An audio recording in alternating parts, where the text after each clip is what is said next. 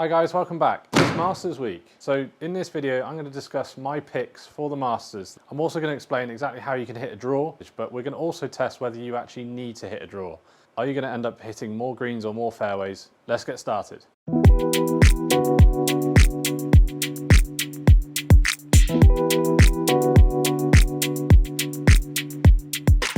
So first off, let's discuss how we can hit a draw shot. So what I'm going to do here is I've set myself up 160 yards away from the pin. I'm going to explain now how to hit this draw. So when you're hitting a draw, you have a ball to target line and obviously your alignment with your feet. To hit a draw, we have to firstly understand how to create that spin that gets the ball spinning right to left in the air, which then gets it drawing. The way we're going to do that is basically creating the right relationship between our club path and our club face. Simply put, we want to get this club path working in to out. That's coming from inside the line of the ball to target line to outside the line of the ball to target line. And we also need to make sure this club face is pointing slightly left of our club path, but slightly right, i.e. open to our ball to target line. If we keep this club face pointing square at the target or even slightly left to target and we try and swing in to out, then we're more likely going to start the ball at the target or slightly left and then draw it too far away from target. We have to make sure that club face actually points slightly right of the target, and then we're going to try and move our path further to the right to create that right to left spin on the ball, or the draw spin. So how we're going to do this, we're going to get our club face pointing slightly right of our target.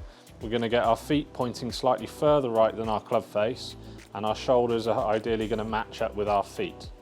Then we're going to swing the club with the club coming down inside the line of the ball, working outside the line of the ball, which is then going to create that in to out path, which is going to be parallel to our feet.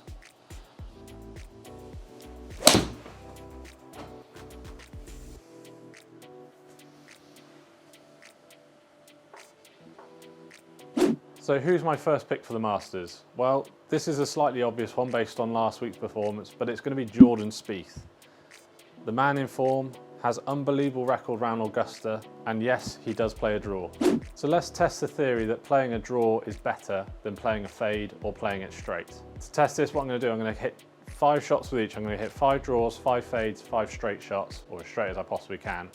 And we're going to measure to see how close I get to the pin on average with each one. So first up is 5 draws.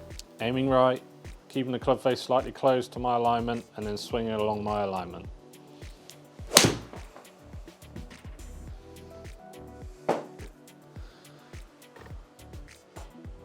Bad start. It did draw.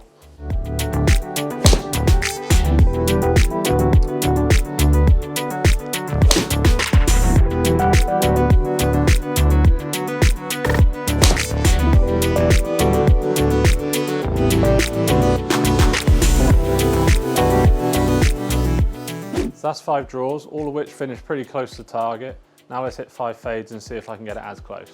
Doing the opposite here, aiming left of my target, keeping the club face slightly further right than my aim, but still pointing left to target, and I'm going to swing along my feet line.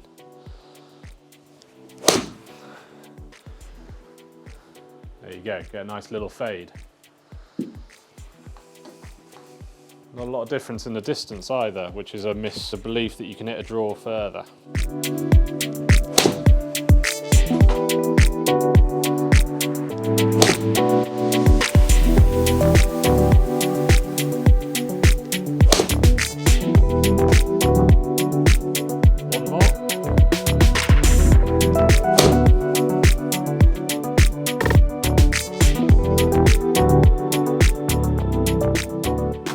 Now let's finish with 5 straight shots, or as straight as I can hit it, and let's see, out of all those 3, which one I get closest to the pin with.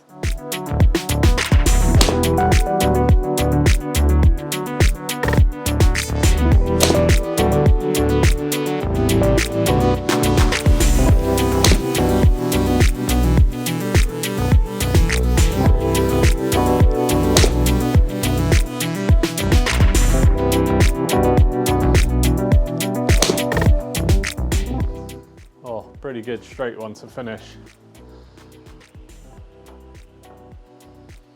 So before we have a look at the numbers on those, just a few thoughts personally from me. about how each one of those felt in terms of how easy it was. The draw felt was least natural for me. I feel like if I was trying to hit a draw, I would get probably too many of them would overturn right to left and would end up left of my target.